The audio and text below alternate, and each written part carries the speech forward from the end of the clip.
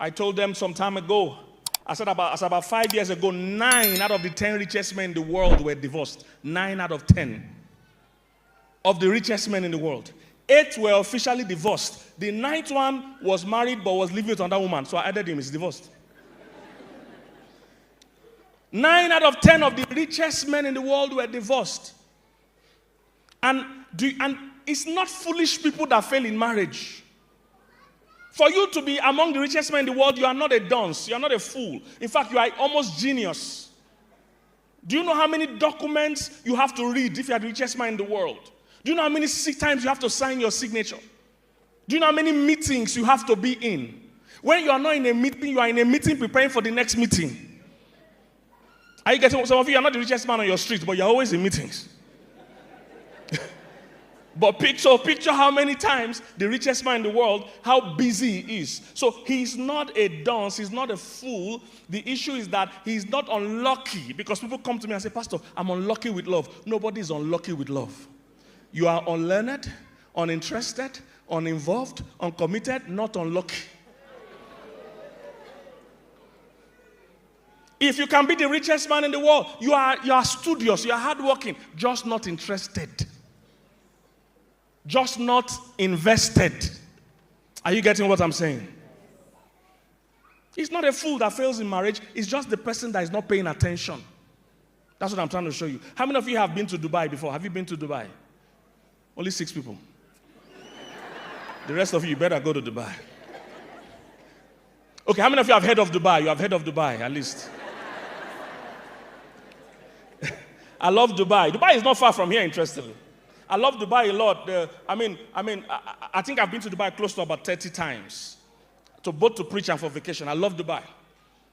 Beautiful city, one of the world's best cities. Dubai as a city has broken over 400 world records. Over 400 world records. A lot of those records are Guinness Book of Records. And if you know the story of Dubai, they started as a desert. The king of Dubai is divorced 5 times. I'm showing you people smarter than me and you that are failing in marriage. It's not fools that fail in marriage. It's just people that refuse to learn. It's not an attack.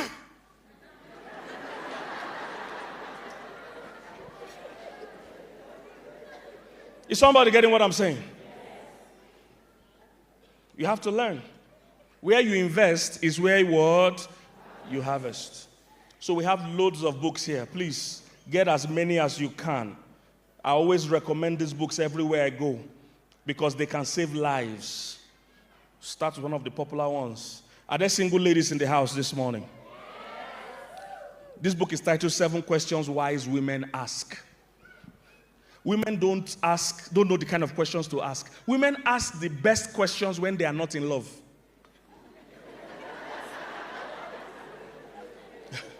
Once a woman is in love, she doesn't know the questions to ask. So I put down 7 questions you must ask here as a woman. You don't have to ask these questions like a job interview question. But there are 7 things you need to get answers to. 7 questions wise women ask. If you're a woman, one of the things you need to know about relationships is that it's important to define relationships. Make sure you know what you are in. I tell women all the time, women are afraid and ashamed to define relationships. And it puts them in trouble. Always get the what clear. I tell ladies, don't be available for dating, be available for marriage. Somebody says, so, but will I not date if I marry? But we date with purpose. Are you getting what I'm saying? There is an end point. Don't just date for dating's sake. Many women going about saying, the man broke my heart. He didn't break your heart. You broke your heart. A man came say, I want to date you. You say yes. And he dated you for 7 years. Has he lied?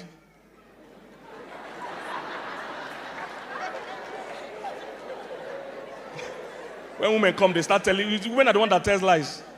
That he broke my heart. He didn't break your heart. He said, I came to date you. They say, will you date? You say, yes. He dated you for 7 years. Said, now you are outdated. That was what he did, exactly what he said. Don't sign up for those indefinite relationships. So I tell ladies, one of the questions you must ask a guy, apart from the what, get the what clear.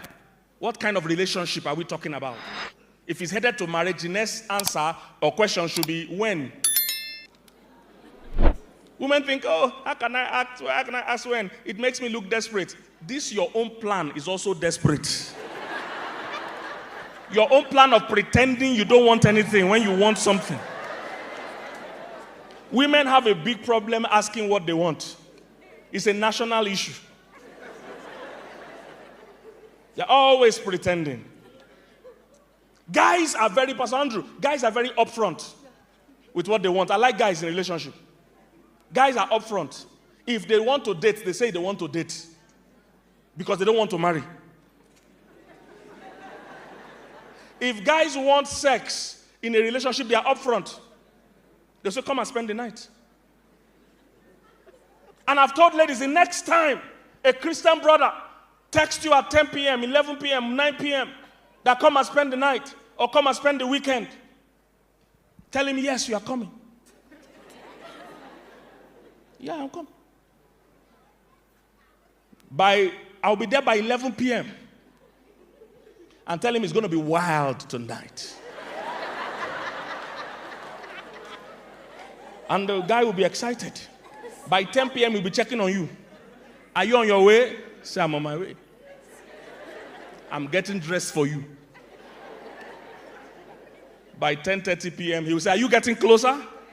You say, I'm close. I just passed by Pastor Andrew's house to pick him.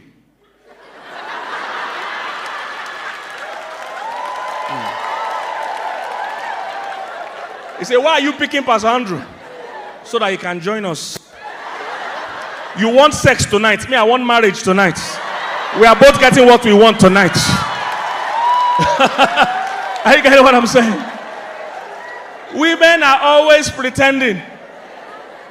Every woman wants marriage. Men want sex. Women want marriage. The hormones in a man's body makes him want to mate. The hormones in a woman's body makes her want a mate. So she wants a mate, he wants to mate. So every time a man is negotiating for his own needs, you two negotiate for your own. Hallelujah. Have you noticed that teachers never go on strike for doctors? And doctors never go on strike for truck drivers. Everybody is protecting their own interests. So if a man is saying, I want to marry you, ask him when.